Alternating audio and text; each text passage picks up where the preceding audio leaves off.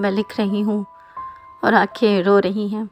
سانسوں کا توازن تمہارے قرب کے احساس سے بارہا ڈگمگا رہا ہے۔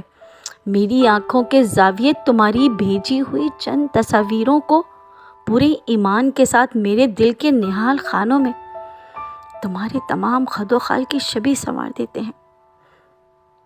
میں محض لفظوں کے استعمال کو خود پہ حاوی نہیں کرتی۔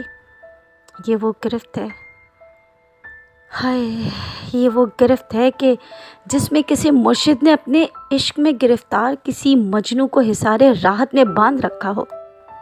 یہ وہ گرفت ہے کہ جس میں کسی مرشد نے اپنے عشق میں گرفتار کسی مجنوں کو حصار راحت میں باندھ رکھا ہو۔